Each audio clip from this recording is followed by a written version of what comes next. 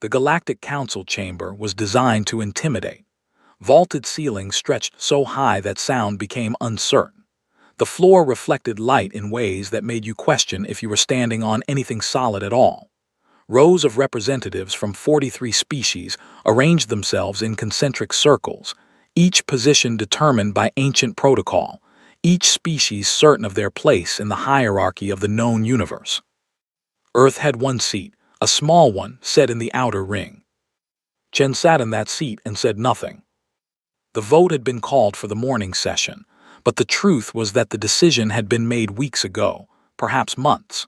She could feel it in the way the other representatives avoided looking at Earth's section. She could hear it in the careful formality of every announcement, the way bureaucrats shift towards ceremony when they have already chosen the ending. The Core Collective's representative stood first. His exoskeleton caught the chamber light in fragments, breaking it into pieces. He had been waiting for this moment. Chen could tell because his antennae didn't twitch with the usual nervous energy. They held still, predatory. Earth, he said, and the word fell into the chamber like something heavy, has systematically violated the principles of the coalition. Human traders undercut our mineral prices. Human diplomats negotiate with unnatural patience, creating trade agreements that benefit only themselves. Human populations expand without respect for population protocols. They breed as though the galaxy has infinite space. They consume resources at rates that destabilize markets. They show no proper respect for established hierarchies. Chen wrote something in her notebook, not notes about what he said. She was calculating supply chain redundancies. The Vane Federation's representative spoke next, then the Lithian Empire, then 7 others. The accusations were rehearsed. They were also true. Humans did undercut prices. Humans were patient in ways that made other species uncomfortable. Humans did have higher birth rates. Humans did not care much about hierarchies that didn't serve them. What none of these representatives seemed to understand was that none of these things were weaknesses. They were the only reason Earth was still in the room at all. Chen had been a cargo logistics officer for 17 years before being assigned to the council. She had never asked for this position, but Earth had sent her anyway, which meant Earth had reasons. Earth always had reasons. The vote was called. The electronic panels lit up in sequence. 43 species, 43 votes, all of them the same color. Expulsion. One species abstained. The Keth Collective, who rarely spoke and rarely voted. They were the builders of the council itself, thousands of years ago, and they maintained a kind of detached dignity about galactic politics. Even their abstention was a statement. It was not a defense of Earth. It was simply a refusal to participate in the celebration. The Core Collective's representative was already on his feet. Speeches of victory began.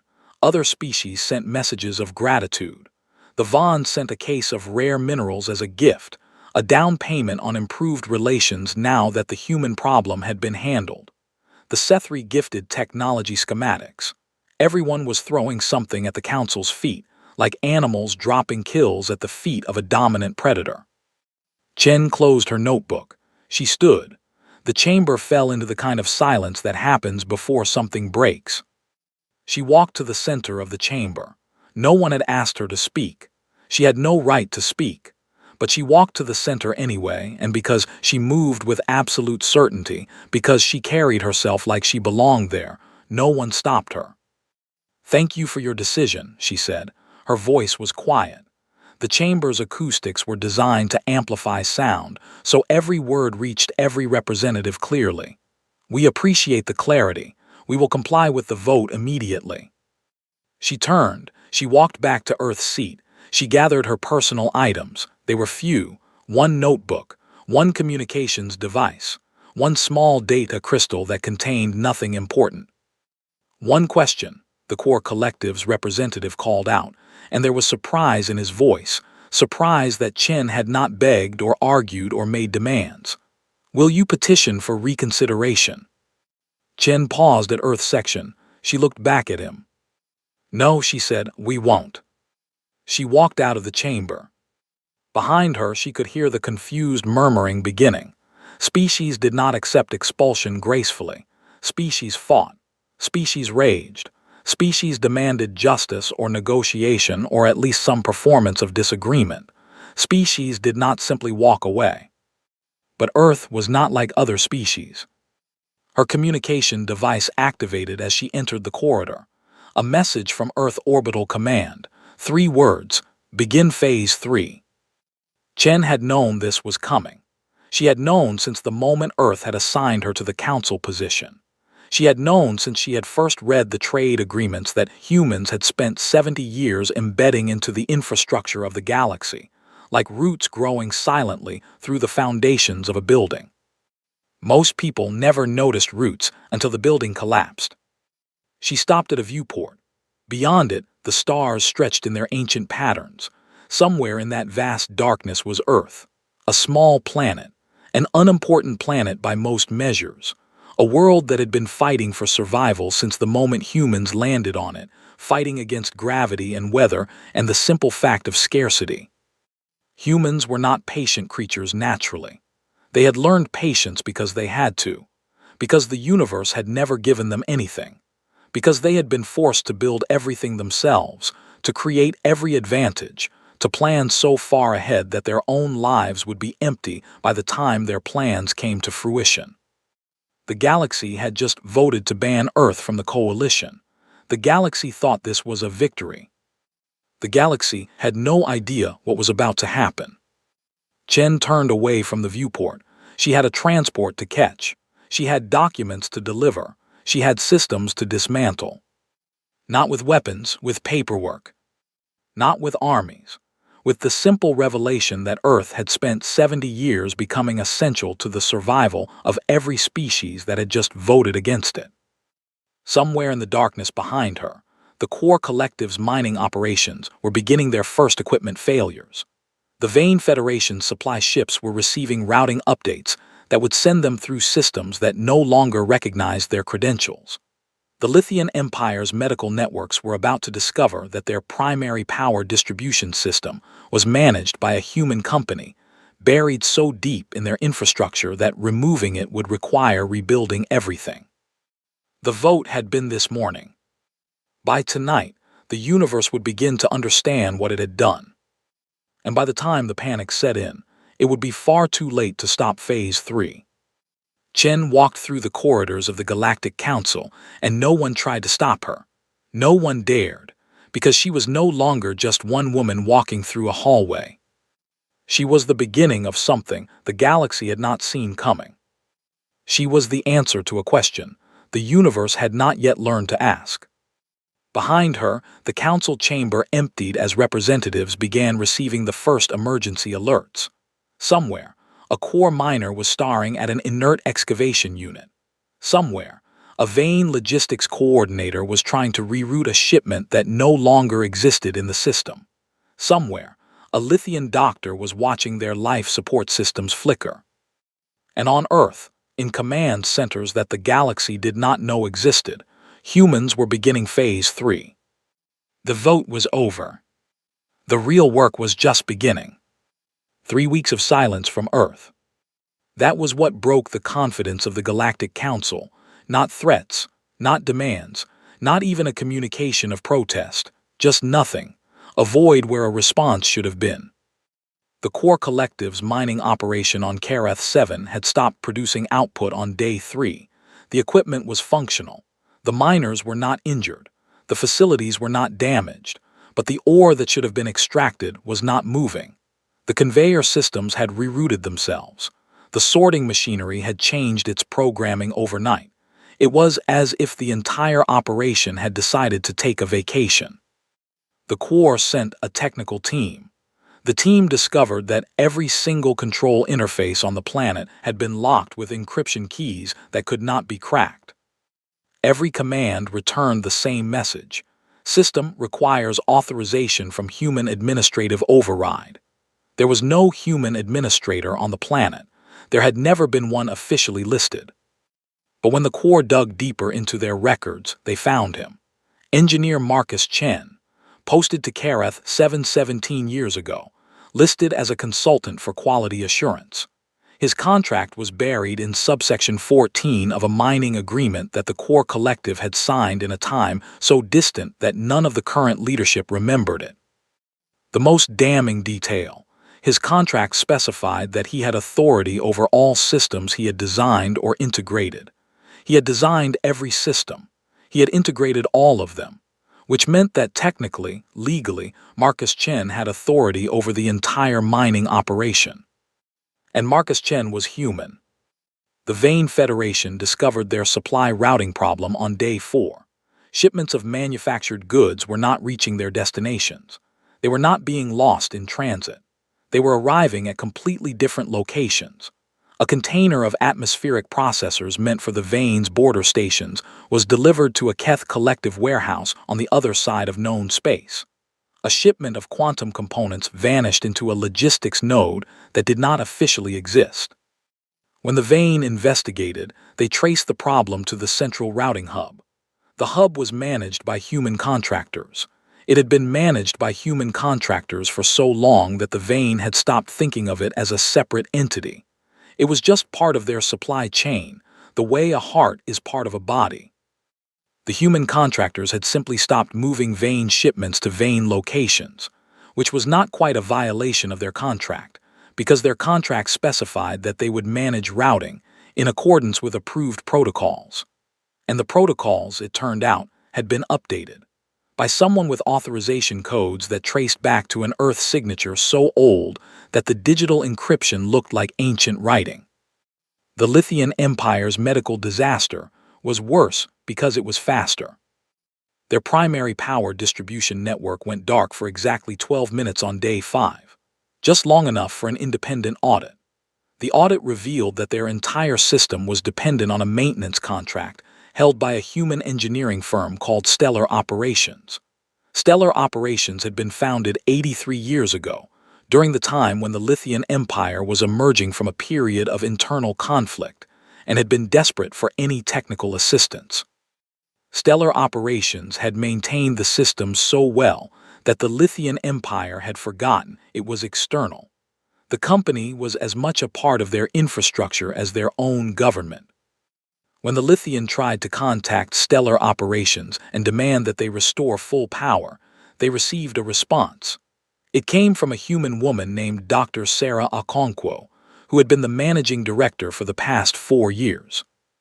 Your contract with Stellar Operations requires coalition membership in good standing, Dr. Okonkwo said in her message.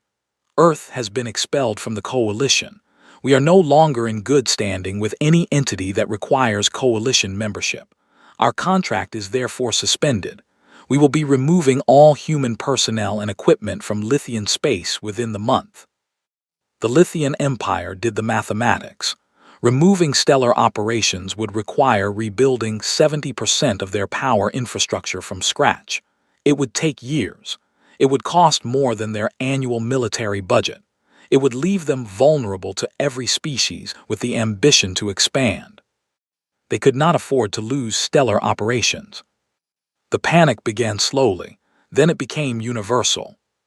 The core collective sent emergency communications to every other species. Earth had infiltrated our infrastructure. The Vein Federation sent out warnings about supply chain manipulation. The Lithian Empire broadcast a desperate call for help for anyone who could understand what Earth was doing. The Galactic Council called an emergency session on day 21. Chen watched the broadcast from a small habitation module on Karath 7, where she had taken up residence the morning Earth was expelled. She was not there officially. She had no title. She had no authority to be anywhere, but no one tried to force her to leave, because removing her would require understanding the systems that now surrounded her. The council chamber was in chaos. Species shouted over each other. Accusations flew. Someone demanded that Earth be invaded. Someone else pointed out that they could not afford the military loss if it meant losing supply lines. It was the kind of argument that only happened when everyone was losing at the same time. Then the core collective's representative did something intelligent. He called for direct communication with Earth. It took 4 hours for the connection to be established. When Chen's face appeared on the council's communication screens, she was not in any official chamber. She was sitting in a mining facility, covered in dust, wearing work clothes. Earth has violated the expulsion order, the Corps representative said. You are conducting operations in coalition space. Chen smiled very slightly. We are not conducting operations, she said. We are maintaining systems that we legally own and operate. We are complying with all contracts. We are not interfering with coalition members. We are simply running the services we contracted to run 70 years ago. If those services are no longer required, we can terminate them. It would only take a few months to dismantle everything. The representative's exoskeleton rippled with agitation. You are holding our infrastructure hostage. No, Chen said. We are maintaining the infrastructure we were paid to maintain. What you do with that information is your choice. We are simply pointing out that expelling us from the coalition does not erase the contracts that exist outside the coalition. We will honor those contracts. We will maintain the systems, but we will not do it for free, and we will not do it for a coalition that has expelled us. She disconnected. The silence in the council chamber was the kind that happens after an avalanche. Not peaceful, just broken. The Vane Federation made a proposal within the hour. Reinstate Earth to coalition membership immediately. The Lithian Empire seconded it. The Keth Collective abstained again, which was somehow more damning than any vote. The Core Collective, who had pushed hardest for expulsion, could not afford to vote no. Their minds were dark. Their economy was collapsing. They had no choice. Earth was reinstated to the coalition, with all previous rights restored. Then Chen sent another message. This one went directly to the leadership of the Core Collective, the Vane Federation, and the Lithian Empire. The message was very simple. That was only Phase 3, it said. We haven't started negotiating yet. In the spaces of the galaxy, where no one was watching, human engineers smiled. They had been waiting for this moment since the day the vote was called. They had been waiting for the universe to understand what it meant to depend on something it could not control. The real work was about to begin. The negotiation table was set in neutral space, on a station that orbited no planet and belonged to no single species. The Keth had built it centuries ago as a place for difficult conversations. It was fitting, Chen thought, that this conversation would happen here. She sat alone on one side of the table. 20 representatives sat on the other side. They had all come. The Core Collective, the Vane Federation, the Lithian Empire, and 17 others, the entire core of the Galactic Council. They had brought with them their best negotiators, their economists, their strategic advisors. They had brought everything they could think of. They had still come unprepared. Earth is willing to restore all systems, Chen said. She had a small notebook in front of her. She did not need it. She had memorized every term, every condition, every possible negotiating point. But she held it anyway because it made her look less dangerous, less like she had planned this from the beginning, less like every step of this dance had been choreographed 70 years ago. We will restore your infrastructure to full operational capacity, all services, all systems, all dependencies. The Vane representative leaned forward. He was young for his species, only 300 years old, which meant he had not lived through the period when humans had been embedded into their supply chains. What do you want? He asked. Chen opened her notebook. She turned a page very deliberately. She took her time. She let them sit with uncertainty. Exclusive salvage rights, she said finally, to any technology, any equipment, any materials that the coalition designates as disposed, for the next 100 years. The response was instant. Outrage. The Core representative was on his feet. The Lithian Empire's leader was shouting. The Vane was trying to calculate what this meant, and the calculation was clearly producing results that frightened him. That is unacceptable, the Core said. Those are resources that belong to the coalition. They belong to whoever picks them up, Chen said.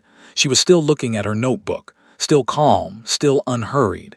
If they are disposed, they are trash. If they are trash, why do you care who takes them? Because those materials have value, the vein said. The young species was learning quickly. Exactly, Chen said. Which is why you should be giving them to us for free, rather than the coalition spending resources to store or destroy them. She turned a page in her notebook. Second condition, first refusal on all new trade routes. Any trade route opening in coalition space, Earth has the right to establish a trading post. Any trade agreement negotiated between coalition members, Earth has the right to match any offered terms and establish commerce. That will destroy our trade monopolies, someone said from the back of the room. Yes, Chen agreed. It will create actual competition, which means your prices will be fair and your services will be excellent. Everyone wins.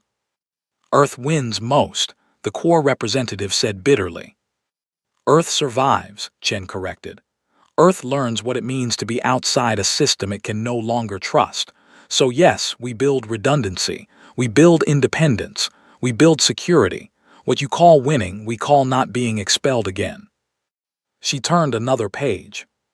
Third condition, settlement rights on 5 contested planets, full autonomous human colonies, no coalition oversight, no restrictions on resource extraction, population growth, or development.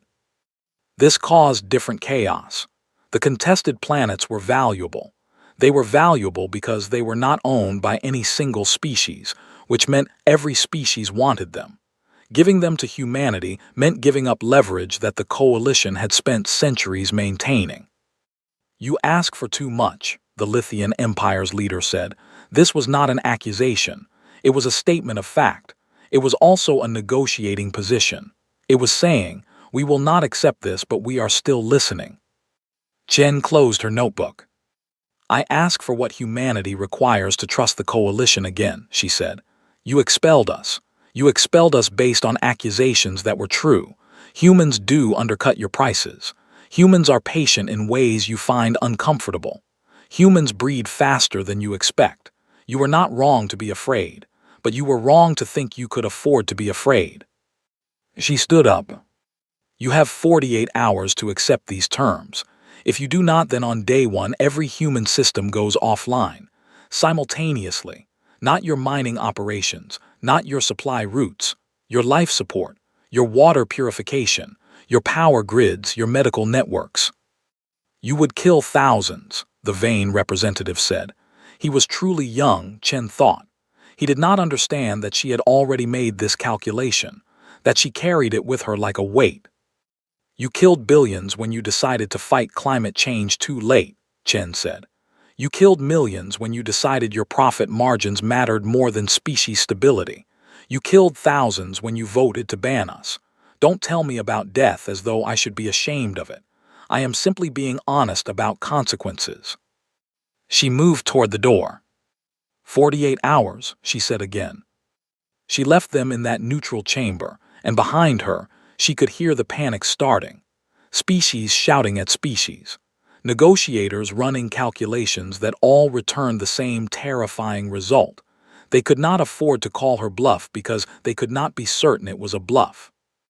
By hour 36, the Core Collective had sent an emergency proposal. By hour 40, the Vain Federation had conceded to all 3 conditions. By hour 45, the Lithian Empire had added a 4th concession, trade priority status in their market, which was worth billions in annual revenue. Chen accepted everything without negotiation. She had already won the moment they sat down at the table. The real victory would come later, when they realized that humanity did not need the Galactic Council. The real victory would come when they understood that Earth had planned this expulsion, had orchestrated this moment, had built the entire trap with careful hands over decades.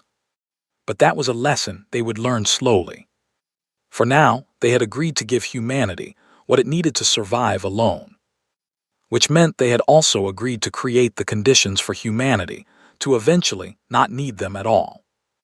Chen signed the agreement in a chamber that smelled like ozone and desperation. The other representatives signed it with hands that trembled slightly.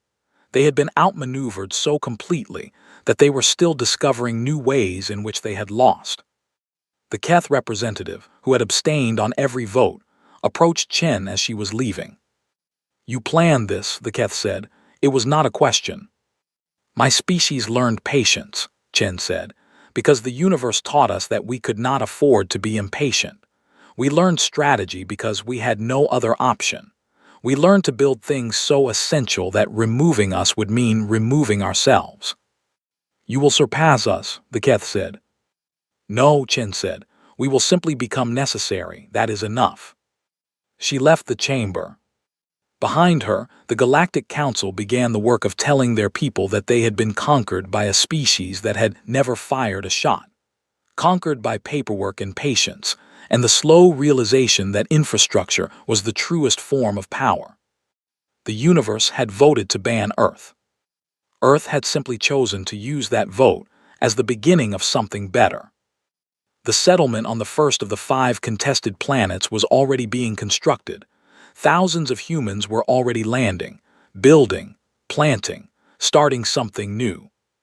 By the time the Galactic Council understood what they had done, it would be far too late to take it back. Earth was no longer just a member of the coalition. Earth was its foundation. And foundations do not compromise. The human engineers arrived with the quiet efficiency of professionals who had done this work 1,000 times before. They moved through the systems like surgeons, replacing components that had worked for decades with new technology that worked better, faster, more reliable, more human.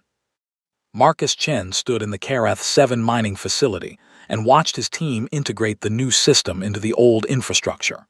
It took 3 weeks. By the end of those 3 weeks, the mining operation was producing at 130% of its previous capacity.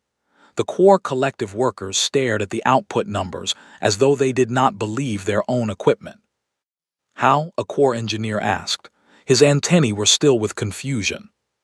"Better planning," Marcus said. He was old now, older than most humans who worked off-world. His hands had performed the same motions so many times that they moved with the precision of machinery. Better resource allocation, better integration between systems. We just optimized it. What he did not say was that humans had been studying core mining operations for 70 years. What he did not say was that every adjustment had been calculated decades in advance, waiting for the moment when humans would be allowed to return and implement them. What he did not say was that this facility would now produce enough resources to fund human expansion for the next 50 years. The Corps did not need to know those things. They only needed to see the numbers, only needed to understand that their operation was better with humans running the optimizations, only needed to become so dependent on improved output that the thought of removing human engineers became impossible. Across known space, the same work was happening. The Vane Federation's supply routes now moved cargo with a speed that would have been impossible before. Late deliveries became early deliveries. Lost shipments became mythical stories. The efficiency was so extreme that other species began requesting human contractors for their own supply chains. The Lithian Empire's power grid became the most stable in known space. They had not had a single catastrophic failure in 93 days. The average before humans had optimized the system was one major failure every 17 days. Thousands of lives that had been spent in the dark, in danger, in vulnerability. Now, those thousands of lives had light. They had security. They had the gift of infrastructure that did not fail. And everywhere they looked, they saw human engineers, human maintenance crews, human technicians, humans who had become as essential to the functioning of the galaxy as blood was to a body. Dr. Sarah Okonkwo stood in the command center of the Lithian power grid and watched the telemetry streams flow across her displays. Every system was optimal. Every system was running within the parameters she had calculated. Every system would continue to run for the next 100 years if the maintenance protocols were followed exactly as she had designed them. Which they would be, because no one wanted to discover what happened if those protocols failed. A young Lithian approached her. She was a technician, maybe 300 years into her career. Young, by Lithian standards. She had never known a time when stellar operations was not part of their infrastructure. "Dr. Okonkwo," the Lithian said, "there is something I do not understand." "What is that?" Sarah asked. She had been asked this question by 100 different species in 100 different ways. She had learned to answer it with patience. "You could have asked for more," the Lithian said. "When Earth was expelled, when we needed you, you could have asked for everything, you could have owned us. Why did you not?" Sarah turned away from the displays. She looked at the young Lithian for a long moment. "Because we do not need to own you," she said finally. "Ownership requires maintenance. It requires enforcement. It requires constant vigilance against rebellion. We do not need that. We only need to be necessary, and we are necessary now. That is more powerful than ownership. You will give us everything because you cannot afford to lose us. That is the difference. We are not your rulers. We are your foundation." The Lithian did not look comforted by this explanation. 5 years passed. The human settlements on the contested planets had grown from small outposts to thriving cities. The population had doubled twice. The infrastructure was expanding faster than anyone had predicted. Humans were breeding, and this time, no one was trying to stop them. The fear that had driven the expulsion vote had been replaced with something more complex: recognition, dependence, the dawning understanding that humanity had not been trying to take over the galaxy. Humanity had simply been trying to survive it. Chen stood on a terrace of the primary settlement on Karath 9, the largest of the 5 contested planets. She could see the city spreading out below her, built by human hands and human ingenuity. There were other species here too, core workers who had come for better wages, vain technicians drawn by the infrastructure that actually worked, Lithian families seeking a place where the power grid never failed. A core collective engineer approached her. She had seen him many times before. His name was something unpronounceable in human language, so she had started thinking of him as Krell, and he seemed to accept this. "Why did you not fight?" Krell asked. His antennae were careful, curious rather than hostile. Chen did not ask him to specify what fight he meant. She had been waiting for someone to ask this question. "Because fighting is temporary," she said. "We learned this a long time ago. Every war has a victor and a defeated, but every victor eventually becomes vulnerable to the next threat. We did not want to be the victor. We wanted to be the foundation, and you cannot defeat a foundation without destroying everything built on top of it." "You did not know we would need you so desperately," Krell said. "No," Chen agreed. "We only suspected. We built the infrastructure and hoped. We optimized the systems and believed, but we did not know. That is what patience means. It means doing the work and accepting that you might never see the result." "And now," Krill asked. "Now we see the result," Chen said. She pointed to the city below them. It was beautiful in a functional way. No unnecessary decoration, no wasteful design, just buildings and systems and infrastructure that worked. Just humans living alongside other species, all of them dependent on the foundation that humanity had built. "This is not a victory," she said. "This is survival, and survival is the most honest goal any species can have." Krell did not respond. He simply stood beside her and looked at the city. After a while, he left. Chen remained, watching the city that would not exist without humanity's patience, without Earth's long game, without the willingness to be expelled and use that expulsion as the beginning of something better. In a command center on Karath 7, the other human engineers were celebrating a small milestone. The mining operation had reached production numbers that were 300% above pre-optimization levels. They were talking about expansion, about building new facilities, about establishing permanent settlements. But Chen was not thinking about expansion. She was thinking about 5 years from now, 10 years, 100 years, a time when humans would walk among the stars not as members of a coalition, but as something more fundamental, something that could not be removed, something that had become part of the galaxy itself. That was the victory humanity wanted. Not domination, just the quiet knowledge that the universe could not function without them. In the darkness of space, human ships were being built, not weapons, infrastructure, transport vessels designed to move materials, communication arrays designed to connect systems, power generation facilities designed to support more life than anyone had thought possible. The universe had voted to ban Earth. Earth had simply used that vote as permission to build something unstoppable. And the worst part, Chen thought, was that no one was even angry about it anymore. They were just grateful. That was worse than any war. A child was born on Karath 9, and her name was Maya, which meant nothing to the Quor or the Vane or the Lithian or any of the other species that had come to build lives on this planet. But her parents had been born on Earth, and for them, the name carried weight. It carried memory. It carried the knowledge of a world that this child would never see. Maya had never breathed Earth air. She had never felt rain that was not controlled by a water reclamation system. She had never known a sky that was not built by human engineering. Earth was a story to her, a place her grandparents came from, a promise that someday she might visit. But likely she would not. Because there was no need. Everything humanity needed was here now. Dr. Sarah Okonkwo stood in the nursery where Maya slept in a human-designed crib beneath a human-designed environmental control system.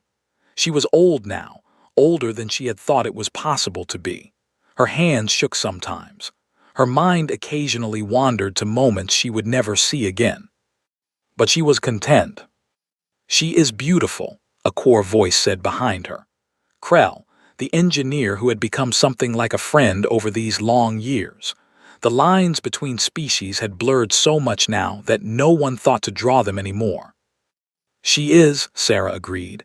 "She will grow up here. She will never know the fear of expulsion, never know the terror of belonging to a species that the galaxy did not want. She will only know a world where humans are essential, where we are needed, where we are home." "You will not see what she becomes," Krell said. It was not unkind, it was observation. "No," Sarah said. "I will not, but that is acceptable. She will build something, she will contribute something. That is enough." The transmission came from the Galactic Council exactly 1 week later, an official request, a formal proposition.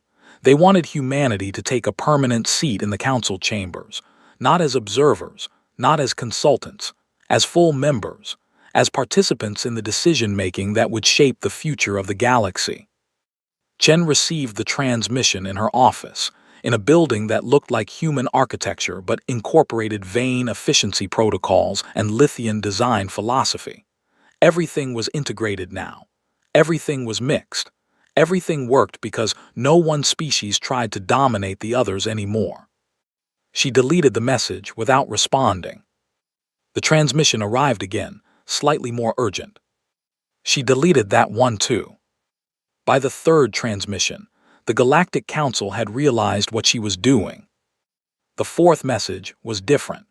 It came directly from the Council's High Speaker, a position that rotated between the most respected representatives of the major species. "Earth," it said, "we ask you to consider, your place is no longer in question, your value is undeniable, come back to the table. Help us build a better future." Chen sat in her office and read the message 4 times. She thought about the young Lithian technician who had asked her why humans did not ask for more. She thought about the core collective miners who now produced more than any mining operation in known space. She thought about the Vane Federation supply routes running on time. She thought about the power grids and the medical networks and the life support systems that kept billions of beings alive. All of them running because humanity had built them. All of them necessary. All of them in the hands of humans, who could remove them at any moment. She began to write a response. Then she stopped. She deleted it. She began again, deleted again. Finally, she simply typed 2 sentences. "Earth appreciates the offer. Earth declines." She sent it. The response came within hours. The council was confused. Earth had fought for membership. Earth had demanded integration. Why would humanity refuse the very thing it had demanded? Chen did not respond to the confusion. She simply continued her work. There were new infrastructure projects to oversee. The communications network that connected all 5 human settlements needed expansion. The power generation facilities needed optimization. The water purification systems needed maintenance. There was always work. There was always something to build. That was the human nature. That was what the galaxy had never understood. Humans did not want to rule. Humans wanted to build. Humans wanted to create things that other beings could depend on. That was the satisfaction. That was the reward. 3 months later, a core economist published a paper. It was titled, "The Voluntary Infrastructure: Why Earth Chose Independence Over Authority." The paper argued that humanity had deliberately refused the council seat because power in the council meant accountability. It meant debate. It meant compromise. But power over infrastructure meant none of those things. Control over the systems that kept the galaxy functioning meant that humanity could make unilateral decisions. It meant that humanity could withstand any political pressure, because if the council disagreed with an Earth decision, the council could simply suffer the consequences, could simply watch its power grids flicker, could simply experience the failure of its supply routes. The paper became required reading in every university in known space. The council did not respond to the analysis, but they began to understand. They had created a monster, not through hatred, but through necessity. They had created a species that they could not live without, and then they had given that species every reason to remain independent. On Karath 9, humans continued to build. The cities grew. The population expanded. Humanity spread across the 5 contested planets like roots through soil, like vines through a structure, like something essential to the very foundation of existence. And in the command centers, in the engineering facilities, in the offices where decisions were made, humans moved forward with the knowledge that they had won something more valuable than any throne. They had won the knowledge that they were necessary. Chen walked through the city one evening, watching the lights come on as the sun set. Billions of lights, all of them powered by human engineering, all of them dependent on human maintenance, all of them proof that humanity had achieved what every species dreamed of. Survival security, the knowledge that tomorrow would come. A young human approached her, probably a second-generation colonist, someone born on the contested planets who had never lived under coalition rule. "Director Chen," the young human said, "there is news from Earth. The population has doubled again. They are asking for permission to establish new settlements, to expand into new systems." Chen smiled. "Give them permission," she said. "There is no one to ask. We do not need the coalition's approval anymore." The young human looked confused. "But the council—" "The council is a convenience," Chen said. "We remain in communication because it is easier to coordinate with the galaxy when the galaxy is organized. But we do not need their permission. We never did. We only pretended we did until we understood what we were building." She looked back at the city, at the lights spreading across the landscape like a living thing. "Humanity was always going to reach the stars," she said.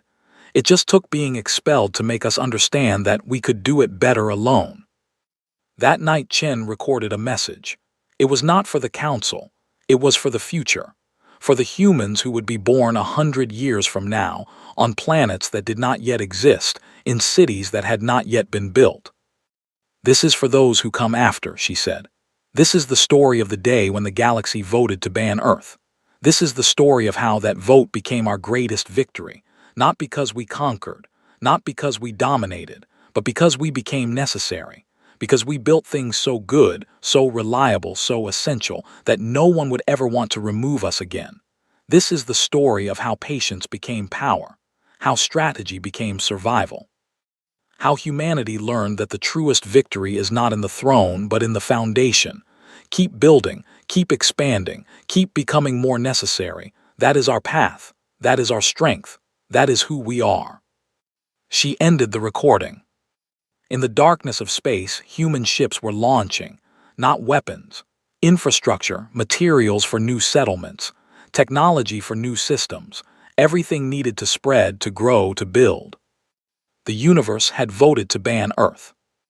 Earth had simply smiled and gotten to work. And the smile, in the end, was the only victory that mattered.